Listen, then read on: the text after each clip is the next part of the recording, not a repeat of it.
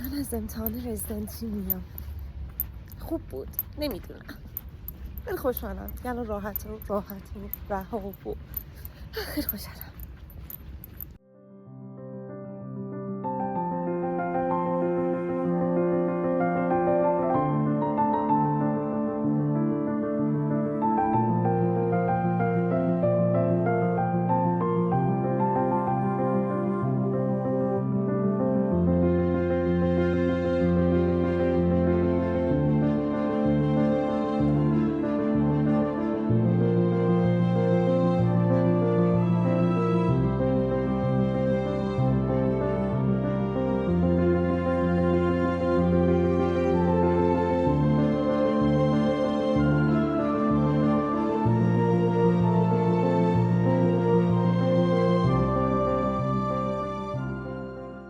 دو 21 20 19 هم نشون آده میخوام فوت کنه.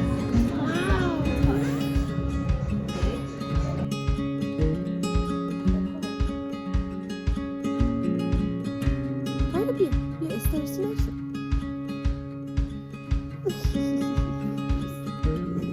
ای وای ببخش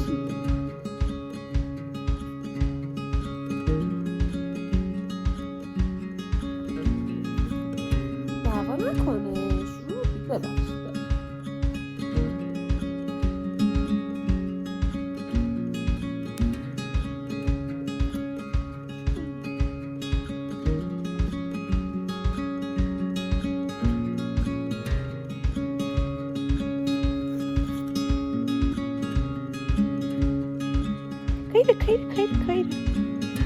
خیلی جون استرسی نباش. ببخشید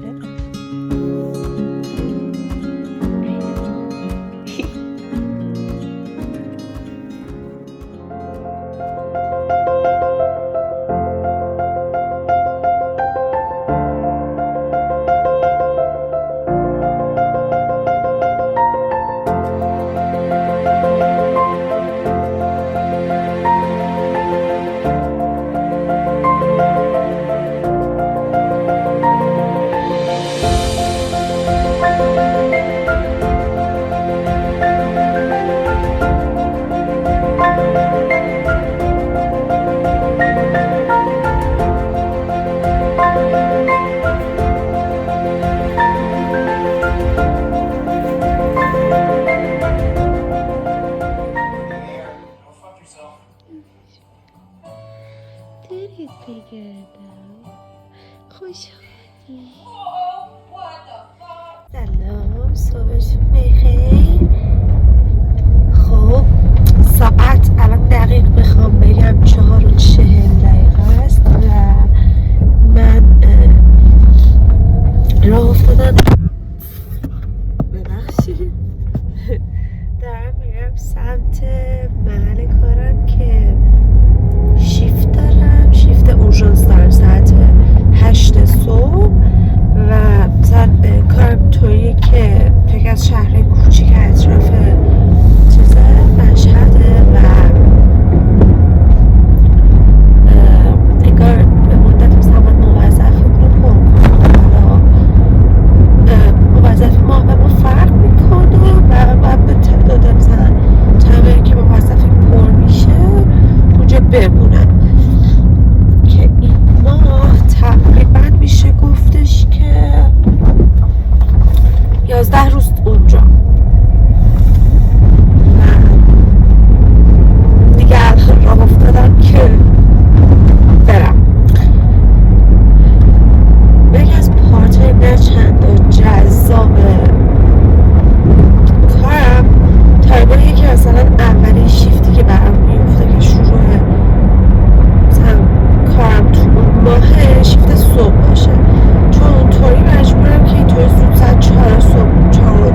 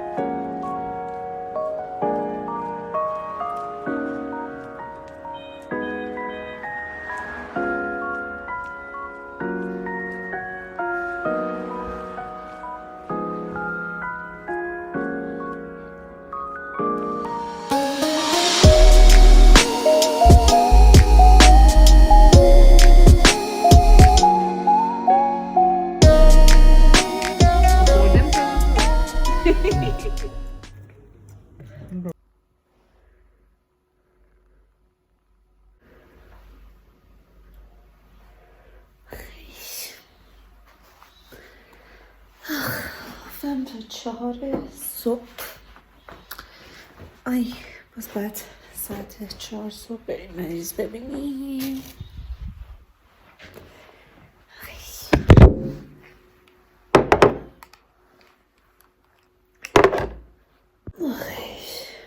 اینقدر خستم که بگو.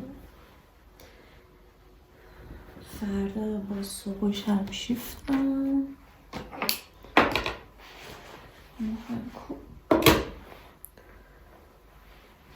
بعد از اون دیگه فقط مونده شیفتای چیزه، شیفتای شب مونده. فکر کنم 2 یا 3 تا شیفت شب دارم.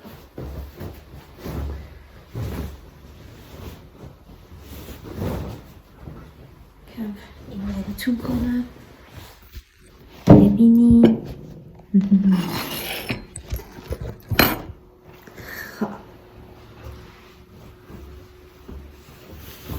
امروز ظهرم چون خوابیدم اصلا چیز هستم خوابم نمیاد الان نخوابم باز چیز میشم.